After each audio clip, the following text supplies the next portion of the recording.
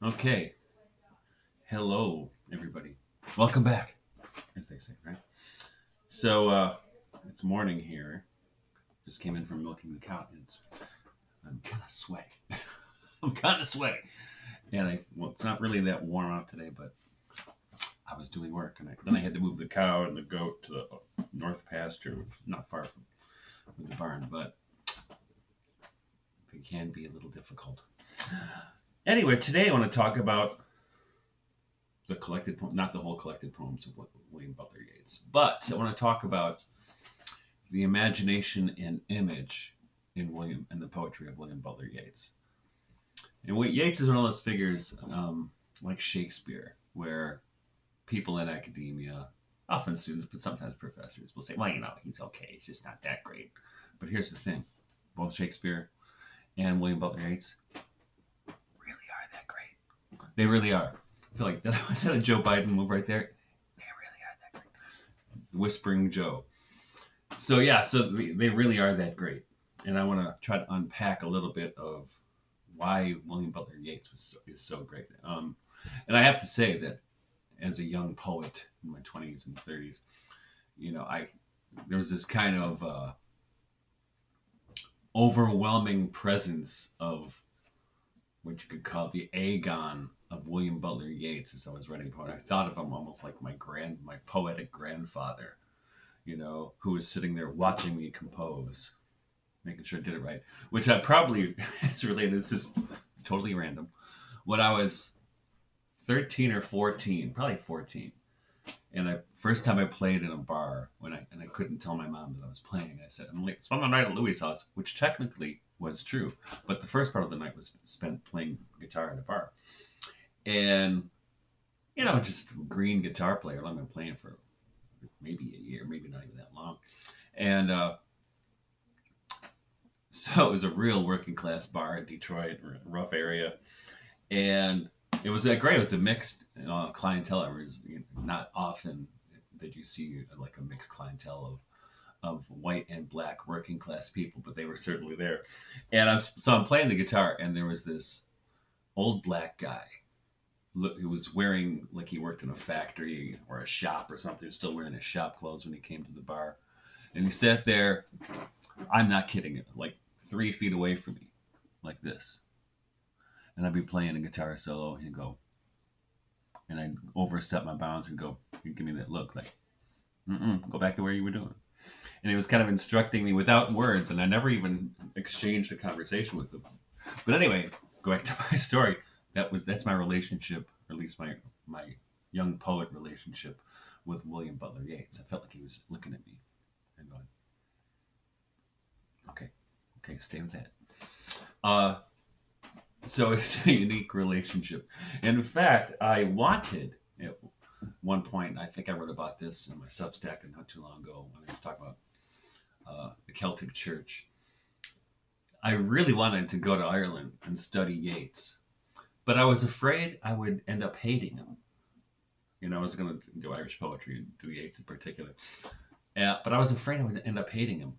And here's why. And I couldn't, because reading literary criticism, especially contemporary literary criticism, it's not difficult to come away with the impression that the critic in question hates his or her subject, or at least has contempt, or at least has envy or something. There's like a weird relationship. And I was never that kind of person. And I didn't want to start to hate the things that I love. And as it turns out,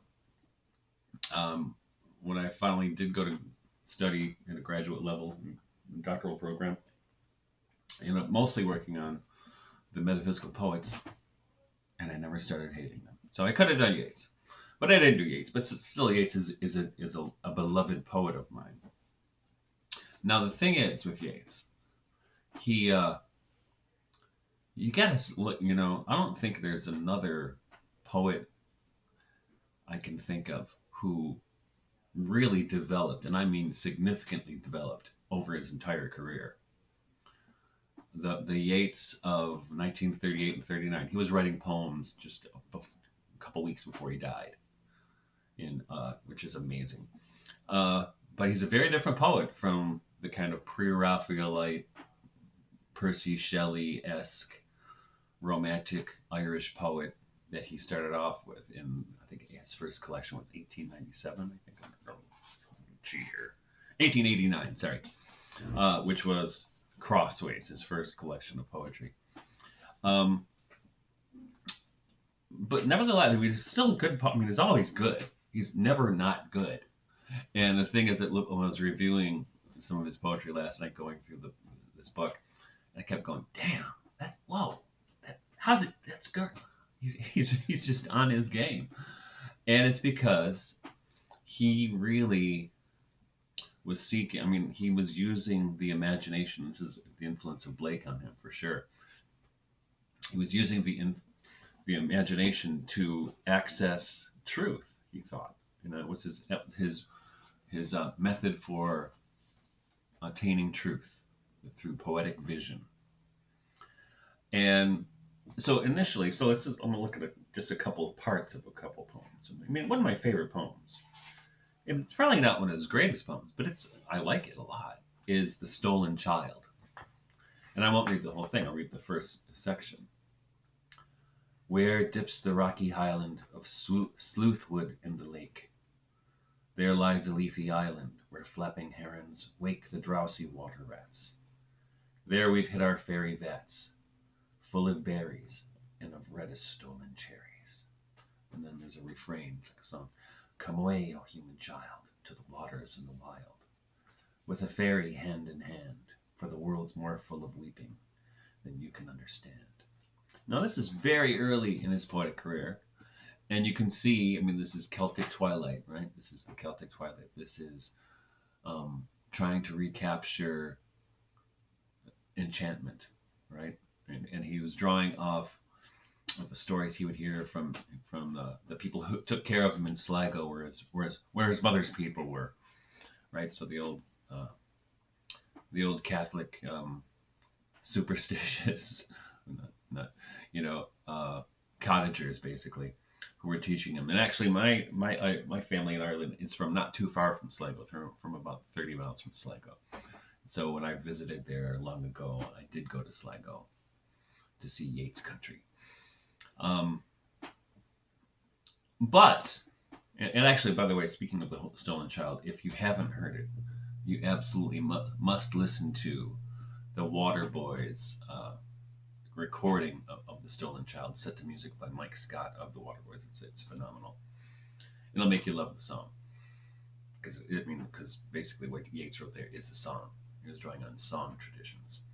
But here's the thing: if Yeats had stopped writing, say 1890, 1889, so say he stopped writing by 1910, we probably would look at him as a minor poet, interesting, though minor. I mean, I think it's the same thing. We would look at him like we look at A.E., his friend, George William Russell, another Irish poet who wrote a lot about fairies. I like A.E., but he's no William Butler Yeats. I'm just telling you right now. In fact, it reminds me of Harold Bloom, the great literary critic. And I can't remember if it was an interview or is it a book, the Western Canon. But he's talking about, who's there right now, right? And he said, and this is like 20 or 30 years ago, he said, well, Seamus Heaney is a very fine poet, but he's not William Butler Yeats. Because William Butler Yeats is doing something, it's so ambitious. That's what I have to say. It's ambitious what he's doing. And he's relentless in his pursuit of this poetic vision. And he starts as youthful experiments, and this is how poetry and music starts, right? You start off with imitating those you love, right? As Salvador Dali says, I became myself by imitating Meissonier, and so William Butler Yeats became himself by imitating William Morris, Percy Shelley, John Keats, right? And this is how he became himself, and this is part of the apprenticeship of writing poems. I don't think there's a way around it. You start with that. And I know that both as a poet and as a musician. I start off as a musician. We were imitating the people we liked. We wanted to sound like whoever it happened to be, right? and then you imitate different styles. And then eventually you find, your selfness as a poet. So anyway, that's one example of the early Yeats. Uh, and then a little later, I mean, this is when I think his imagination really starts to kick in. And this is from what year it was published? It was published in, real scholars would have all this stuff memorized, but I'm just a hack. The Wind Among the Reeds was from 1899, which is not too long after the last one. And this is from really one of his very often anthologized poems, The Song of the Wandering Angus. And it's got this,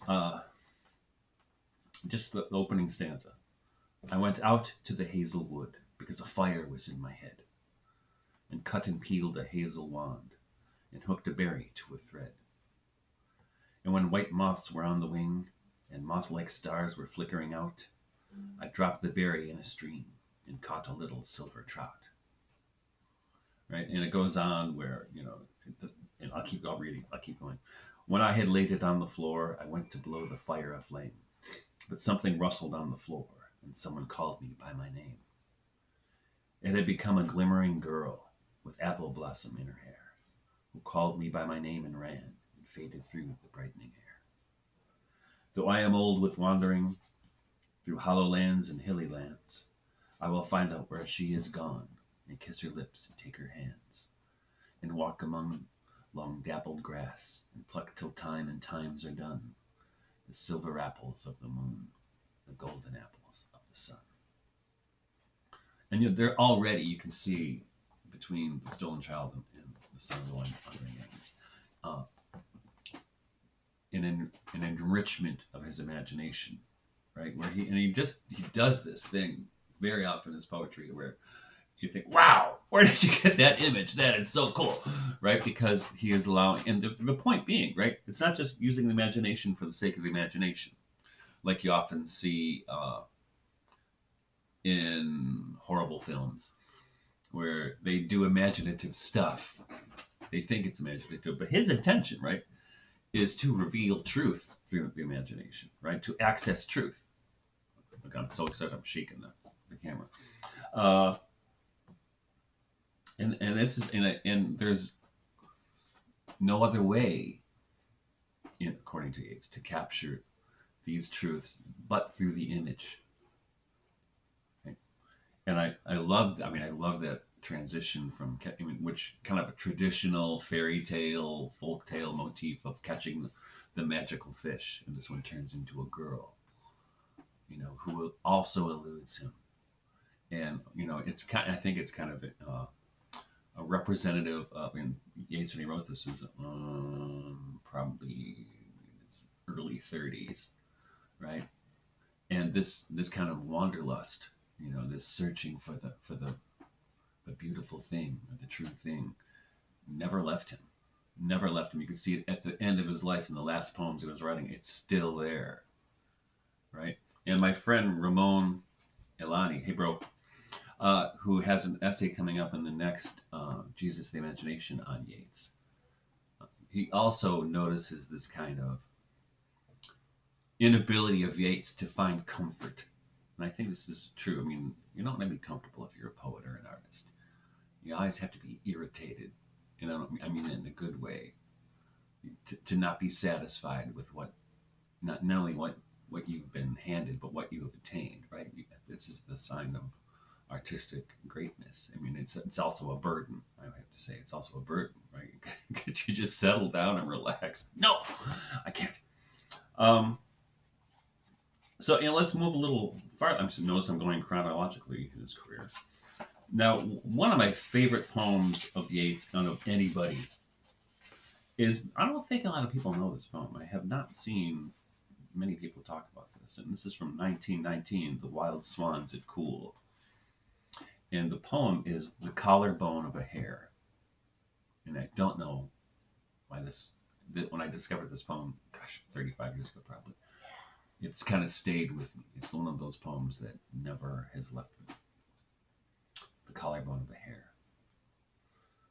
Would I could cast a sail on the water, where many a king has gone and many a king's daughter, and a light to the comely trees and the lawn, the playing upon pipes and the dancing, and learned that the best thing is to change my loves while dancing, and pay but a kiss for a kiss. I would find by the edge of that water the collarbone of a hare, worn thin by the lapping of water, and pierce it through with a gimlet, and stare at the old bitter world where they marry in churches, and laugh over the untroubled water at all who marry in churches, through the white thin bone of a hare. Now, I assume this is written after Maud Gonne, his eternal beloved, who is kind of messed up herself. Willie, she ain't worth it. She ain't worth it. But anyway, he thought she was. So she married some other dude, right? And Willie was crestfallen. But look what he does with that, right? This image of the collarbone of a hare. And he says, I would find by the edge of that water the collarbone of a hare. What an image. Worn thin by the lapping of water.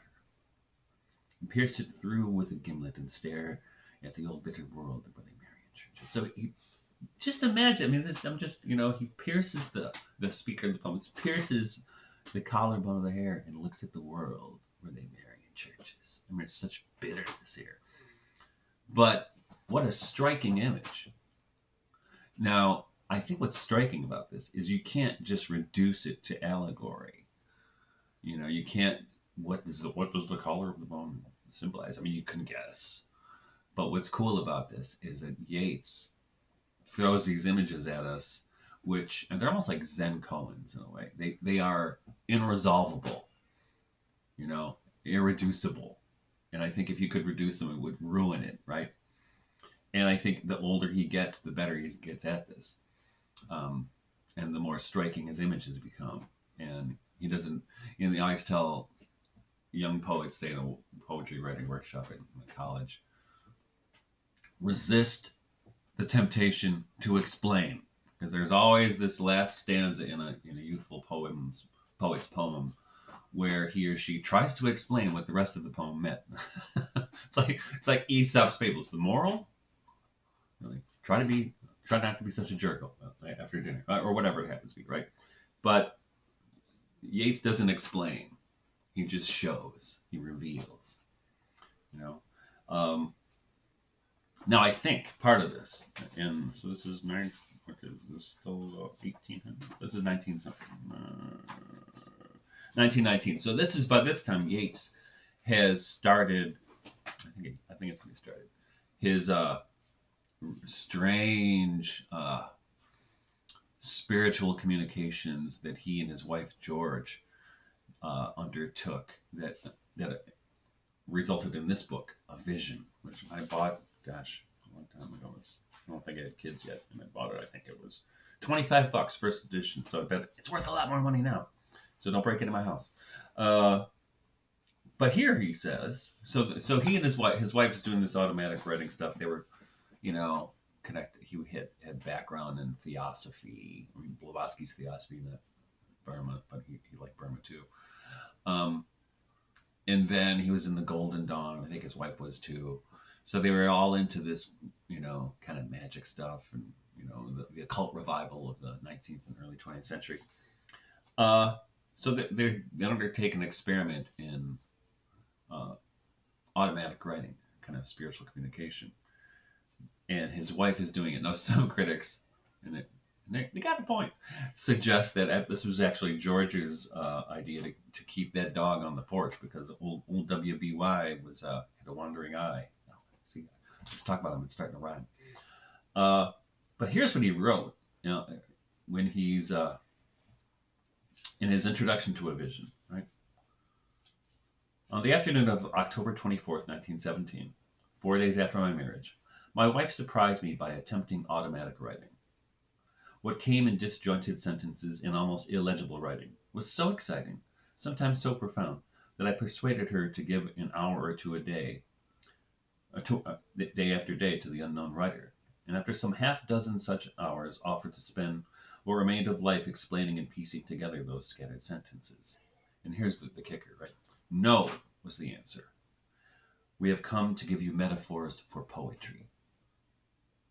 And I have to imagine at that moment, William Butler Yeats said, "I'm in, all right." And I think he was. And you see after this, and this poem was. I mean, I don't know if he wrote this before or after the Spirit Communications began, but the book was published 2 years afterwards. But you see growing after this, how he kind of scavenges these spiritual communications that came through and are recorded in a vision and incorporate them into his poem. Probably the most famous is, I don't know if I can find the illustration. I can't. Here we go. Turn right to it. These cones or gyres, you can say, right? Which we're going to talk about it in a little bit here, which is a huge, and it's over and over again, these gyres that comes, he mentions in his poetry, probably no place more famously than in one of his more popular poems, Second Coming. And so, and this is radically changes his poetry. The other thing that radically changed his poetry is meeting Ezra Pound, who criticized him, but he thought Yeats is the only poet alive worth studying. But Ezra Pound, he had the same effect on T.S. Eliot.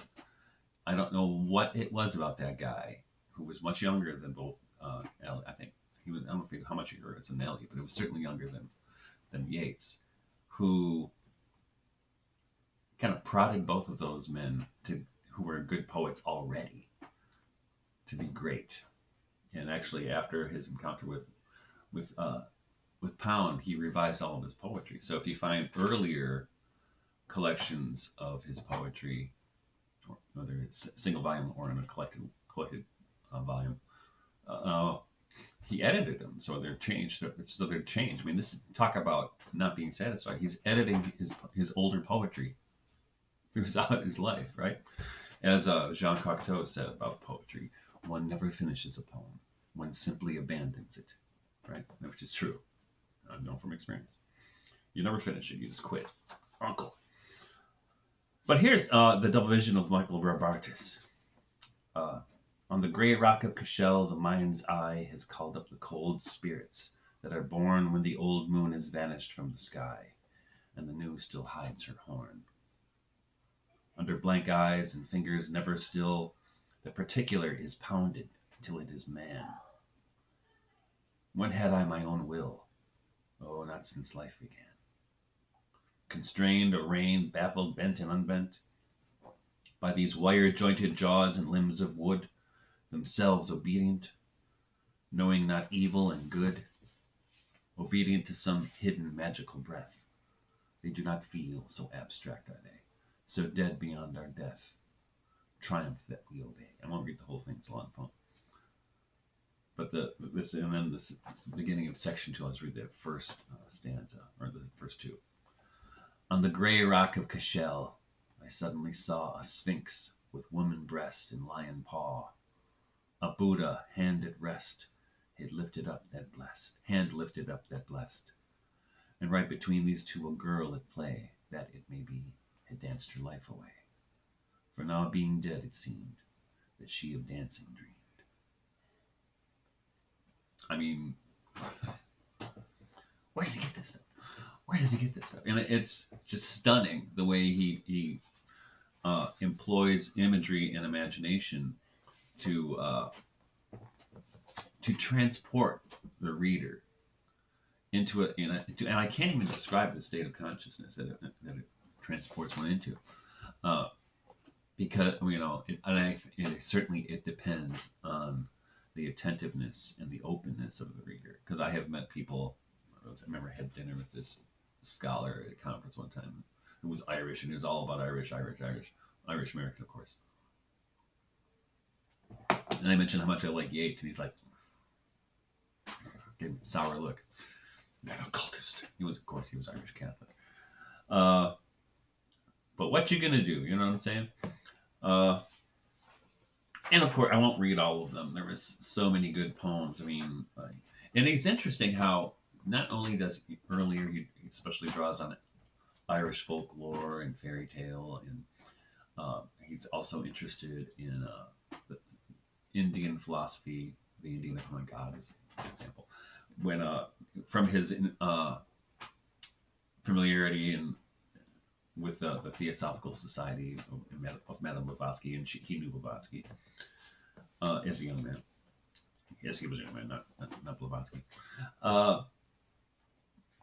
And then, but what happens then later, like in Easter 1916, and then 16 Dead Men, he's writing poems about the historical moment, right, that he's living in, and people he knows, right, in the fight for Irish independence from Great Britain. And this is what Robert Bly really liked about Yeats. He called Yeats his male mother, kind of like I had with the grandfather thing, right?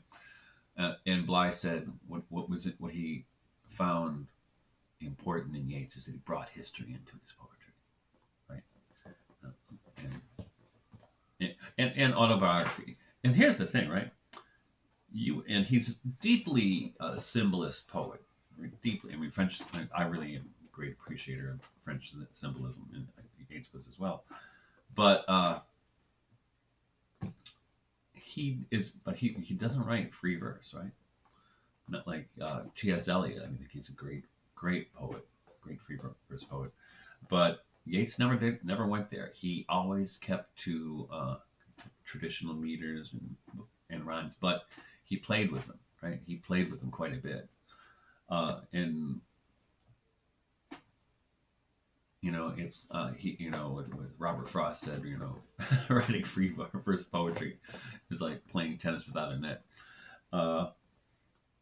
Maybe I would be interesting to talk to Yeats to see what he thought about Frost's observation. Maybe you can speak to him in the spirit world. But let's read The Second Coming, which I think is probably one of the most important poems of the 20th century. And this is, I think, in 1922 or so it's published. I'm not going to look it up. Yes, I am.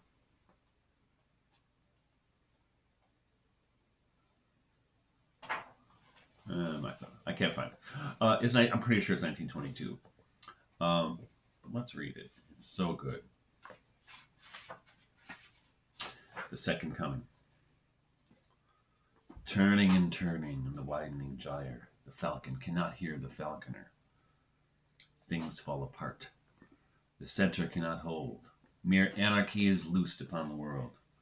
The blood-dimmed tide is loosed, and everywhere the ceremony of innocence is drowned. The best lack all conviction, while the worst are full of passionate intensity. Surely some revelation is at hand. Surely the second coming is at hand. The second coming. Hardly are those words out when a vast image out of Spiritus Mundi troubles my sight. Somewhere in sands of the desert, a shapely lion body in the head of a man, a gaze blank and pitiless as the sun, is moving its slow thighs while all about it, real shadows of the indignant desert birds. The darkness drops again. And now I know that 20 centuries of stony sleep were vexed to nightmare by a rocking cradle. And what rough beast, its hour come round at last, slouches towards Bethlehem to be born? I mean, this is one of those poems. I don't know what it means, but it makes me feel something. It's so intense. And of course, this poem could not be, would not be, were it not for his Yeats' experiences with the spirit communications, because this is the imagery they gave him of the gyres, right? Turning and turning in the widening gyre. And the gyre, the idea with the gyre is that it starts like this and it gets narrower, and then it transforms to a different thing. So he's talking about kinds of cultural or social or spiritual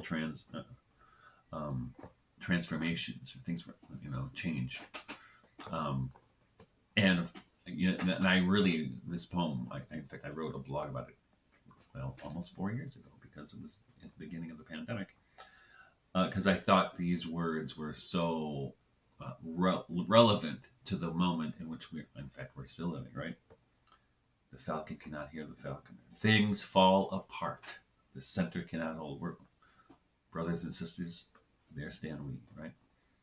And of course, my favorite line in this, I said this to myself over and over and over again at the beginning of the pandemic. The best lack all conviction, while the worst are full of passionate intensity. I'm talking about revelation of truth. And then, of course, the imagery of the which we also saw just a second ago, right? The similar imagery with a shape with lion body and the head of a man, a gaze blank and pitiless as the sun, right? These images that are supposed to transport us into a new kind of seeing, a spiritual perception.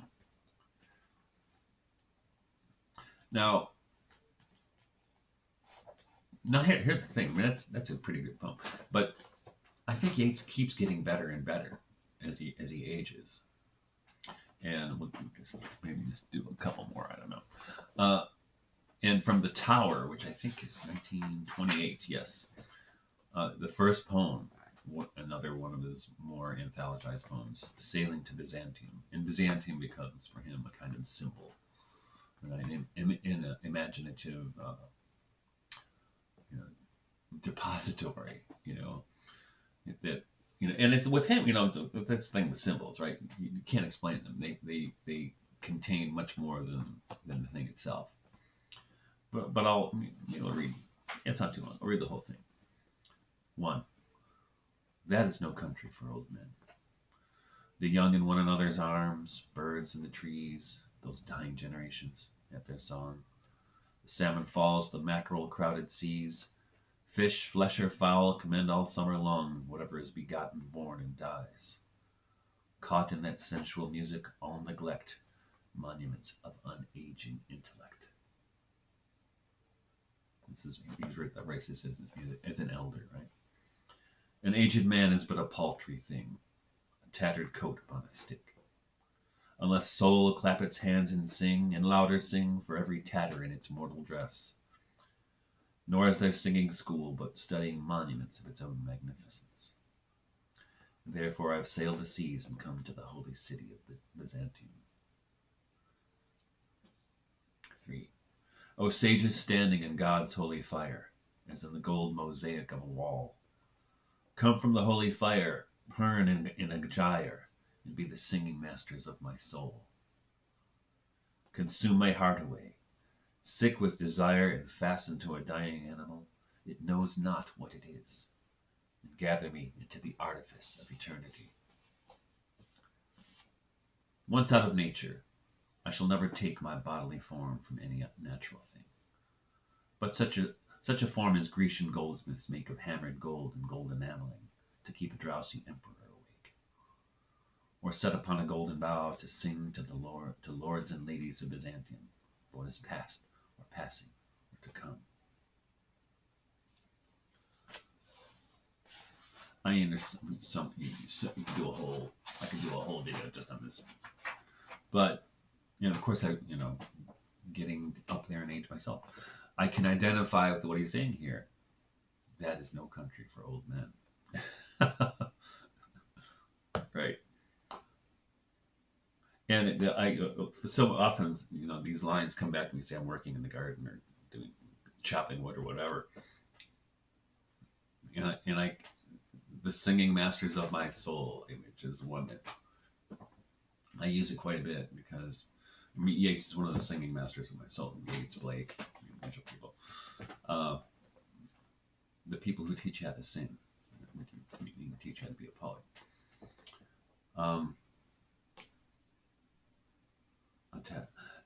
Aged man is but a paltry thing, a tattered coat upon a stick. Unless soul clap its hands and sing, and louder sing for every tatter in its mortal dress. Nor is there singing school, but studying monuments of his own magnificence. Right? I mean, still, like you said, right? Here's Yeats, never satisfied, always growing, always improving, always reaching for this poetic truth.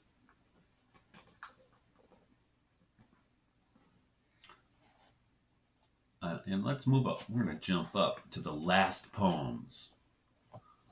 And this is like a year before he died. I don't think it gives a date on this one, but the book was published. Well, this is the last one, so this is after he died. These were published. And this is another one which he writes often about aging in these last poems. But I think the only I can think of another poet who did a similar thing, and that was Czesław Miłosz wrote.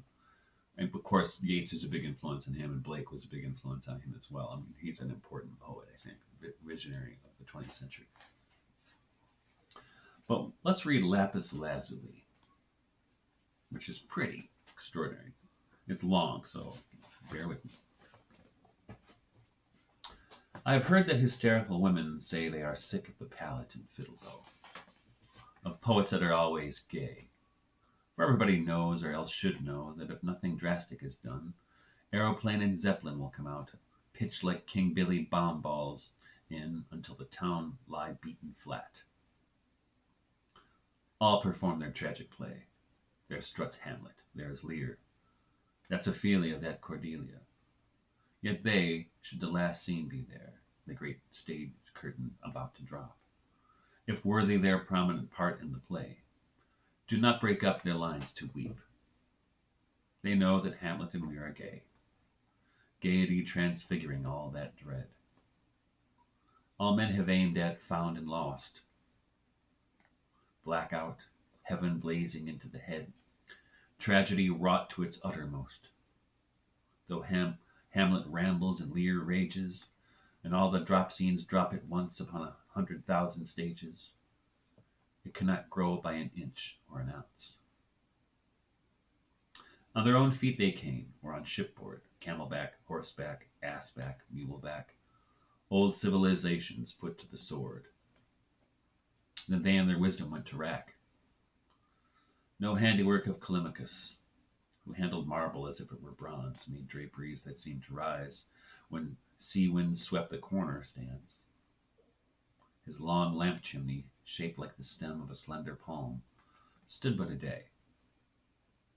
All things fall and are built again, and those that build them again are gay. Two Chinamen, behind them a third, are carved in lapis lazuli. Over them flies a long-legged bird, a symbol of longevity. The third, doubtless a serving man, carries a musical instrument. Every discoloration of the stone, every accidental crack or dent, seems a watercourse or an avalanche, or lofty slope where it still snows. The doubtless plum or cherry branch sweetens the little halfway house those Chinamen climb towards, and I delight to imagine them seated there. There, on the mountain and the sky, on all the tragic scene they stare. One asks for mournful melodies. Accomplished fingers begin to play. Their eyes, mid many wrinkles, their eyes, their ancient, glittering eyes, are gay.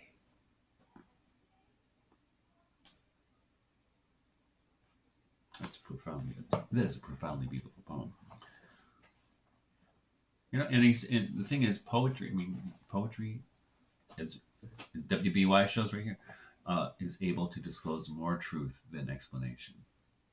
So, and I think, you know, Shelley was right, and Yeats would agree with him that poets are the unacknowledged legislators of the world. And I think of course, it's tragic, right?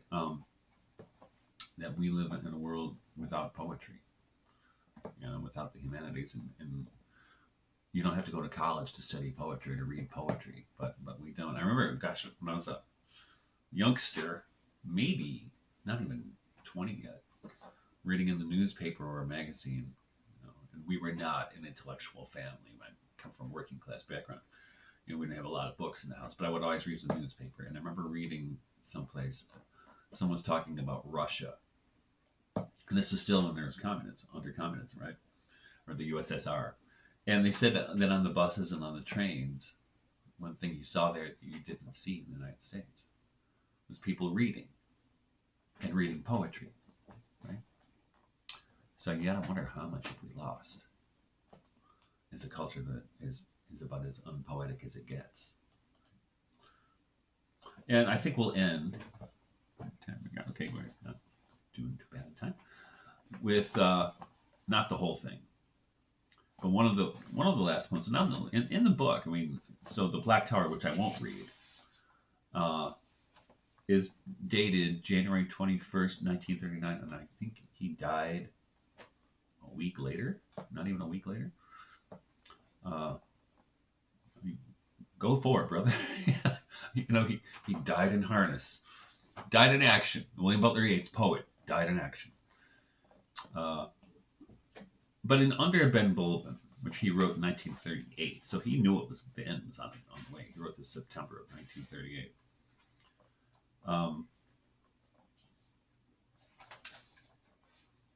Where he's, I mean, it's a long poem. I will not do the whole, but it's a meditation about the vocation of the poet or the artist, right? And he says in one section, in section 5, you know, and I think these have been quoted quite a bit, and I like it. Irish poets, learn your trade, sing whatever is well made. Scorn the sort now growing up, all out of shape from toe to top. Their unremembering hearts and heads, base-born products of base beds. Sing the peasantry and then hard-riding country gentlemen, the holiness of monks and after porter drinkers' randy laughter. Sing the lords and ladies gay that were beaten into clay through 7 heroic centuries. Cast your mind on other days, that we in coming days may be still the indomitable Irishry. Right? Right? Last words from the poet. And then he ends, this is the end of the poem, and actually at the end of the book that was published as last poems. Under Ben Bulben's head in Drumcliff churchyard Yeats is laid. An ancestor was rector there long years ago. A church stands near. By the road an ancient cross. No marble, no conventional phrase. On limestone quarried near the spot, by his command these words are cut. Cast a cold eye on life, on death. Horsemen, pass by. Actually, those words, in fact, are engraved on his headstone, which can be read to this day. So anyway, so thank you so much for listening to me ramble and read poetry, because there are worse things to do, right? Subscribe if you feel so inclined. I'd love you to subscribe. Please make comments or suggestions about other topics. I mean, I don't know every single poet who ever lived, but I know a lot of them. And I will be doing more of these on poets because, like I said, you know, not enough people read poetry. And the reason is because unless you can find your way in, it's kind of intimidating, right? You want to read poetry, like, hey, there's 100, 200 pages of poetry, I don't know what to do, right? But you get, you know, slow and steady wins the race. You get this good in there, a little piece. And you get good, and you get going. So yeah, please share your thoughts and share your enthusiasms, and we'll continue this series for till I get bored, till I run out of gas. Okay, all right. Well, take care and have a great day. Bye bye.